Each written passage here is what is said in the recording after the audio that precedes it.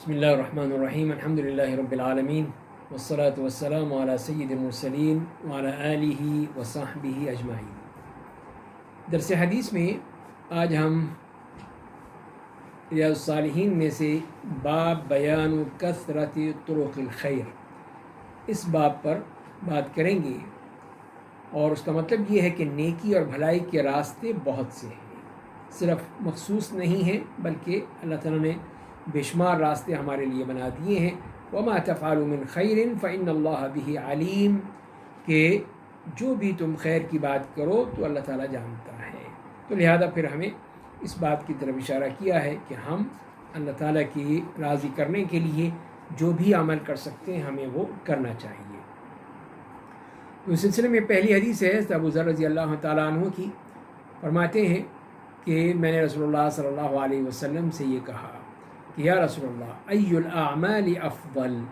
قال الایمان باللہ والجہاد فی سبیلہ۔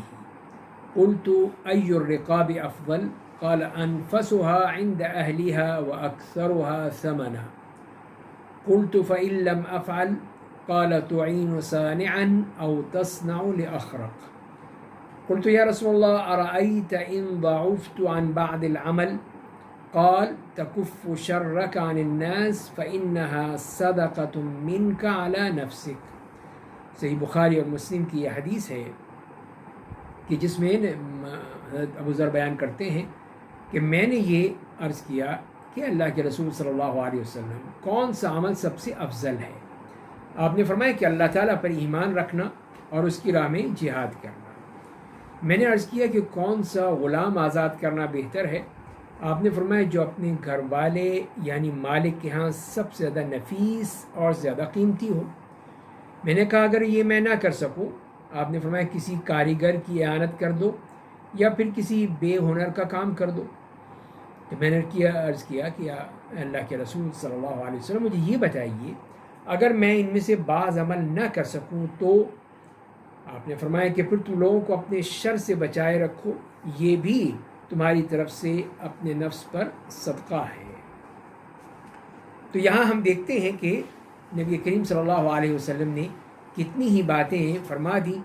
اور ان اعمال کا اور ان نیکیوں کا ذکر فرما دیا جو کہ انسان کو اس کا خیال رکھنا چاہیے، کرنی چاہیے۔ تو سب سے پہلی بات تو یہ ہے کہ اللہ تعالیٰ پر ایمان ہے اور توحید کا اقرار ہے، تو یہ بنیاد ہے، اساس ہے اس بات کی کہ عمل انشاءاللہ قبول ہوگا۔ دوسری بات یہ کہ اللہ تعالیٰ کی راہ میں جہاد کی ترغیب کی گئی، کیونکہ اللہ تعالیٰ پر ایمان لانے کے بعد سب سے افضل عمل اللہ کی راہ میں جہاد کرنا ہے، اور اس کے لیے جزا محنت کے مطابق اور اجر مشقت کے مطابق ہوگا، کہ جو اس نے محنت کی ہے، مشقت کی ہے، اللہ تعالیٰ اس کا بہترین اجر عطا فرمائے گا۔ اس کے بعد ہم دیکھتے ہیں اس حدیث میں کہ ضرورت مندوں اور محتاجوں کی مدد کرنے کی ترغیب کی گئی ہے، یعنی اگر کوئی کاریگر ہے اور وہ کوئی کام کرنے سے ذرا مشکل ہو رہی ہے، عاجز ہو رہا ہے، تو اس کی مدد کرنی چاہیے، اور اگر کوئی شخص بے ہنر ہے تو اس کو سکھانا چاہیے، اس کی مدد کرنی چاہیے اس طرح کہ وہ کوئی چیز سیکھ لے تاکہ وہ کوئی کمائی کر سکے، اپنے اور اپنے بچوں کو کھلا سکے۔ اور اسی طرح دوسروں کو شر اور تکلیف نہ پہنچانا یہ بھی اعمال ایمان میں داخل ہے، اور یہ صدق و احسان سے کم نہیں ہے کہ کسی کو تکلیف نہ دے، کسی کو شر نہ پہنچے، کسی کو کوئی بھی اذیت نہ پہنچے، تو یہ بھی اس کے لیے جائز ہے کہ وہ یہ کر سکتا ہے۔ اور اس معاملے میں بھی اسلام میں غلاموں کو آزاد کرنے کی بھی ترغیب دی گئی ہے، اس کو بھی کہا گیا ہے کہ وہ غلام کو آزاد کر دینا۔ تو یہ دیکھا جائے کہ اسلام میں نرمی ہے، یہ کسی بندے کو اس کی طاقت سے بڑھ کر کام سے مکلف نہیں کیا گیا، جتنا بھی کر سکے۔ اسی لیے وہ پوچھ رہے ہیں کہ اگر میں نہ کر سکوں تو، اگر میں یہ نہ کر سکوں تو اس طرح نبی کریم صلی اللہ علیہ وسلم نے ان سے یہ نہیں کہا کہ نہیں لازمی کرو تم ورنہ تمہاری خیر نہیں ہے، نہیں، بلکہ ان کے لیے وہ راستے بیان کر دیے کہ تم یہ کر لو، یہ کر لو، اور سب سے آخر میں جو بتایا گیا ہے کہ اپنے شر سے دوسروں کو محفوظ رکھو، دوسروں کو تکلیف نہ پہنچے، یہی کافی ہے، یہی صدقہ ہے تمہاری طرف سے کہ کوئی تم سے شکایت نہیں کرتا، تمہارے بارے میں کچھ نہیں کہتا، تو یہ بھی بہت ایک اچھی بات ہوگی کہ لوگ تمہارے شر سے محفوظ رہیں گے۔ دوسری حدیث آج ہم لیں گے، وہ بھی حضرت ابو ذر رضی اللہ تعالیٰ عنہ کی روایت ہے فرماتے ہیں کہ رسول اللہ صلی اللہ علیہ وسلم نے فرمایا ہے کہ یصبح علی کل سلامہ من احدکم صدقہ فکل تسبیحۃ صدقہ وکل تحمیدۃ صدقہ وکل تہلیلۃ صدقہ وکل تکبیرۃ صدقہ وامر بالمعروف صدقہ ونہی عن المنکر صدقہ ویجزئ من ذلک رکعتان یرکعہما من الضحیٰ۔ اس میں جو فرمایا گیا کہ رسول اللہ صلی اللہ علیہ وسلم نے فرمایا ہے کہ تم میں سے ہر ایک کے ہر جوڑ پر صبح کو ایک صدقہ ہے، پس ہر تسبیح یعنی سبحان اللہ کہنا صدقہ ہے، ہر حمد الحمدللہ کہنا صدقہ ہے، ہر تحلیل لا الہ الا اللہ کہنا صدقہ ہے، ہر تکبیر اللہ اکبر کہنا صدقہ ہے، نیکی کا حکم دینا صدقہ ہے، برائی سے روکنا صدقہ ہے، اور ان سب سے وہ 2 رکعتیں کافی ہو جاتی ہیں جو انسان چاشت کے وقت اشراق کے وقت پڑھتا ہے۔ اس سے اللہ تعالیٰ نے ہمارے لیے صدقات کی ایک فہرست بتا دی اور اس کے ذریعے سے ہمیں بتایا کہ تمہارے ہر جوڑ پر تمہیں ایک صدقہ دینا ہے۔ تو یہ صدقات جیسے کہ بتایا گیا مختلف احادیث میں اسی مفہوم کے ساتھ آیا ہے کہ انسان کے اوپر 360 صدقے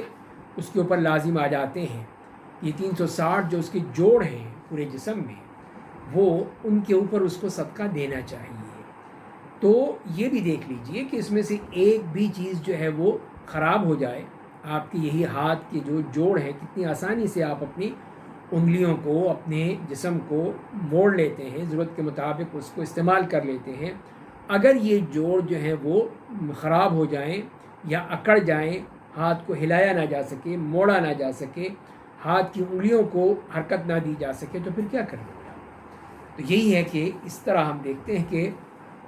اللہ تعالیٰ نے جو ہمیں یہ اس قسم کی آسانی دی ہے تو اسی کے لیے کہا ہے کہ اس کی ہر جوڑ کا ایک صدقہ ادا کرو، اور صبح ہوتی ہے تم صحیح سلامت ہوتے ہو تو تمہارے اوپر یہ صدقہ عائد آ جاتا ہے۔ تو اس طرح پھر یہ عافیت پر اللہ تعالیٰ کا شکر ادا کرنا چاہیے، اور دفع بلا کے لیے، مصیبت کے لیے، پریشانی کے لیے، وبا کے لیے انسان کو پھر صدقہ کرنا چاہیے۔ اور اسی لیے پھر یہاں پر یہ بتایا گیا کہ اس قسم کی جتنے بھی کلمات ہیں، سبحان اللہ، الحمدللہ، لا الہ الا اللہ، اللہ اکبر، یہ سب کہنا جو ہے وہ یہ صدقات میں آ جاتی ہے، اللہ تعالیٰ کے ہاں اس کو صدقہ لکھا جاتا ہے۔ اور پھر ان تمام چیزوں کے ساتھ اگر کوئی نہیں کر سکتا ہے تو اس کے لیے پھر ایک آسان طریقہ بتا دیا کہ وہ چاشت کی نماز، جسے نماز اوابین بھی کہا جاتا ہے یا اشراق بھی کہا جاتا ہے، تو وہ نماز ادا کر دے تو اللہ تعالیٰ پھر اس کے لیے بھی اس پر اس کو اجر دیں گے، اور یہ تمام ان جوڑوں کا وہ صدقہ ہو جائے گا۔ اور اسی طرح ہم اس حدیث میں دیکھتے ہیں کہ نیکی اور بھلائی کے بہت سے راستے ہیں، اس میں ذکر الہی ہے، امر بالمعروف ہے، والنہی عن المنکر ہے، تو یہ بھی نیکی کے راستے ہیں کہ آدمی جب نیکی کا حکم دیتا ہے کسی کو، کوئی اچھے کام کی ترغیب دلاتا ہے، اچھے کام کی اس کو تاکید کرتا ہے، تو یہ بھی اس کے لیے صدقہ لکھ دیا جاتا ہے، ثواب ہوتا ہے کہ اس نے ایک نیک کام کی طرف کسی کو توجہ دلائی ہے، کسی کو اس کی طرف راغب کیا ہے۔ اور اسی طرح کسی برے کام سے روکنا، تو کوئی شخص جو ہے وہ گناہ کا کام کر رہا ہے، غلط کام کر رہا ہے، آپ نے اس کو روک دیا، اس کو بتا دیا، سمجھا، حکمت کے ساتھ، ڈنڈے کے زور پر نہیں، گالم گلوچ کے ساتھ نہیں، آرام سے اچھے طریقے سے آپ نے اس کو بتا دیا، تو یہ بھی آپ کے لیے وہ صدقہ لکھا جائے گا۔ اس طرح ہم دیکھتے ہیں کہ نبی کریم صلی اللہ علیہ وسلم نے کتنی ہی ایسی باتیں ہمیں بتا دیں کہ وہ اقوال کے ذریعے سے بھی اور اعمال کے ذریعے سے، قولاً اور عملاً، دونوں طرح وہ اگر ہم کریں گے تو وہ صدقات اللہ کے ہاں لکھے جائیں گے۔ اور اس کے ساتھ ساتھ یہ بھی بتا دیا، اور یہ بھی ایک بہت بڑی سعادت ہے کہ انسان کو یہ موقع مل جائے کہ وہ اشراق کے یہ نوافل ادا کر دے۔ تو نبی کریم صلی اللہ علیہ وسلم بھی یہ نوافل ادا کیا کرتے تھے، تو اس لیے اگر وہ بھی نوافل ادا کر دیے جائیں تو وہ اس طرح پورے جسم کا صدقہ ہو جائے گا۔ تو یہ جو 360 جوڑوں کو پر صدقہ کرنے کا کہا گیا ہے، تو وہ اس طرح بھی کیا جا سکتا ہے، اور اس طرح بھی کیا جا سکتا ہے کہ چاشت کی وہ 2 رکعت 2 نوافل پڑھ لیے جائیں، زیادہ پڑھ لیں تو اور اچھی بات ہے، 8 تک پڑھے ہیں آپ نے، تو وہ بھی انسان کے لیے وہ مفید ثابت ہوں گے۔ تیسری حدیث جو آج ہم پڑھیں گے وہ بھی حضرت ابو ذر رضی اللہ تعالیٰ عنہ کی روایت ہے کہ نبی کریم صلی اللہ علیہ وسلم نے فرمایا ہے کہ عرضت علی اعمال امتی حسنها وسیئها فوجدت في محاسن اعمالها الاذى يماط عن الطريق وجدت في مساوي اعمالها النخاعة تكون في المسجد لا تدفن، کہ نبی کریم صلی اللہ علیہ وسلم نے فرمایا ہے کہ میری امت کے اچھے اور برے اعمال مجھ پر پیش کیے گئے، بس میں نے اس کے اچھے اعمال میں راستے سے تکلیف دہ چیز کو ہٹانا بھی پایا ہے، اور اس کے برے اعمال میں وہ تھوک پایا جو مسجد میں تھوکا گیا ہو اور اسے مٹی میں دبایا نہ گیا ہو۔ تو یہاں پر بھی کچھ اعمال کا ہی تذکرہ ہم دیکھتے ہیں اس حدیث میں بھی، اور جس سے معلوم یہ ہے کہ یہ وہ نیک اعمال ہے جس کو انسان جو کرتا ہے تو یقیناً اللہ تعالیٰ کے ہاں وہ اس کا مقام پاتا ہے۔ تو یہ اللہ تعالیٰ کی کتنی ہمارے اوپر نعمت ہے، انعام ہے کہ اس نے اپنی امت کے اعمال سے ہمیں مطلع فرما دیا، جو رسول اللہ صلی اللہ علیہ وسلم کی امت ہے اس کے اعمال سے مطلع فرما دیا۔ تو اعمال اچھے بھی ہوتے ہیں اور برے بھی ہوتے ہیں، تو انسان کو نیک اعمال زیادہ سے زیادہ کرنے چاہیے، خواہ وہ چھوٹے ہی کیوں نہ ہوں، جیسے کہ ایک تکلیف دہ چیز کو ہٹا دینا ہے راستے سے، اور مسجد میں کوئی گندگی ہے، کسی نے تھوک دیا ہے، کسی نے اور کوئی چیز پھینک دی ہے، تو اس کو ہٹا دینا، اس کو صاف کر دینا، تو یہ چھوٹی وہ چیزیں ہیں لیکن اس کے باوجود جو ہیں وہ بہت ہی انسان کے لیے مفید ہے کہ انسان اس بات کا خیال رکھے کہ ان چھوٹی چھوٹی نیکیوں کے ذریعے سے اللہ کو راضی کر لے، اللہ تعالیٰ اس سے خوش ہو جائیں، اور لوگوں کو فائدہ پہنچانے اور ان کو مصلحت والے کاموں کی ترغیب دینی چاہیے، نقصان والے کاموں سے بچانا چاہیے، یہی تو امر بالمعروف اور نہی عن المنکر ہے۔ اسی طرح پھر مساجد کا احترام، یہ بھی ہمیں معلوم ہوتا ہے کہ اس میں کسی قسم کا کوڑا کرکٹ ہے، تھوک و بلغم ہے، بول و براز ہے، ان تمام چیزوں سے اس کو پاک ہونا چاہیے، اور ان کے آداب کا ملحوظ رکھنا چاہیے کہ مسجد جو ہے بالکل صاف ستھری ہو، اس میں کسی قسم کی کوئی بھی ایسی گندگی نہ ہو جس سے لوگوں کو گھن آئے، لوگ اس میں پریشان ہوں اور لوگ اس سے مسجد میں آنا پسند نہ کریں۔ تو مسجد کو اتنا شاندار، صاف ستھرا، خوبصورت ہونا چاہیے کہ لوگ خوشی سے آئیں کہ یہاں پہ کسی قسم کی کوئی بدبو یا گندگی نہیں ہے۔ اسی لیے ہم دیکھتے ہیں کہ نبی کریم صلی اللہ علیہ وسلم نے اس کی جو ہوا ہے، اس کا جو ماحول ہے، اس کو بھی پاک رکھنے کا حکم دیا ہے کہ اگر کوئی شخص پیاز کھا کر آیا ہے یا کوئی بدبودار چیز کھا کر آیا ہے یا سگریٹ پی کر آیا ہے تو اس کو بھی مسجد میں نہیں آنا چاہیے، جیسے کہ خاص طور پہ پیاز، لہسن، ان چیزوں کے بارے میں آپ نے فرمایا کہ جو کچی پیاز یا کچا لہسن کھا کر آتا ہے تو وہ منہ سے بو آئے گی، اور یہی چیز لوگوں کو بھی برا لگتی ہے، فرشتوں کو بھی بری لگتی ہے۔ اور آج کل کے دور میں یہ سگریٹ کا استعمال بھی یہ اسی ضمن میں آتا ہے کہ اس طرح آدمی وہ آئے اور یہ چیزیں کھا کر یا اس طرح سگریٹ پی کر آئے اور پھر وہ اپنی سانس سے اس کی جو بو ہے لوگوں میں پھیلے، تو یہ اچھی بات نہیں ہے۔ مسجد کو اس سے بالکل ہی پاک ہونا چاہیے۔ اسی طرح مسلمانوں کے راستے میں جو تکلیف دہ چیزیں ہیں ان کو دور کرنا چاہیے، بھی ایمان کا حصہ ہے۔ کوئی پتھر ہے، کوئی روڑا ہے، کوئی گندگی ہے، کوئی رکاوٹ ہے، اس کو ہٹایا جائے، اس کو ہٹا دیا جائے تاکہ لوگ آرام سے گزر سکیں، اس میں لوگوں کے لیے پریشانی نہ ہو۔ تو یہ بھی ہمیں سمجھ لینا چاہیے کہ اس قسم کی رکاوٹ کھڑی کرنا یہ غلط بات ہے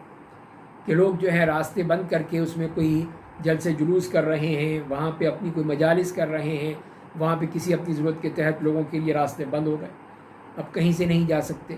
یا دور سے جانا پڑے گا،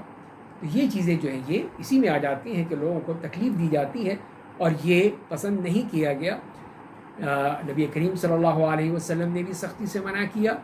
اور پھر یہ ایک اخلاق کا بھی تقاضا ہے کہ اخلاق ہونا چاہیے کہ ہماری زبان سے، ہمارے ہاتھ سے، ہمارے کسی عمل سے کسی کو نقصان نہ پہنچے، کسی کو ضرر نہ پہنچے۔ تو یہ چیزیں جو ہیں جب اس طرح آدمی اچھے اعمال کرتا ہے تو یہ اچھے اخلاق کا بھی ایک نشانی ہے، علامت ہے، اور اس کے ساتھ ساتھ ایمان کا بھی حصہ ہے کہ آدمی اس طرح نیک اعمال کرتا ہے تو لوگوں کو بری باتوں سے بچا کر رکھتا ہے۔ اللہ تعالی ہمیں نیک عمل کرنے کی توفیق عطا فرمائے، چاہے جو بھی نیکیاں ہوں ان سب کو، چاہے چھوٹی ہو یا بڑی ہو، اس کو کرنے کی توفیق عطا فرمائے۔ وآخر دعوانا ان الحمد للہ۔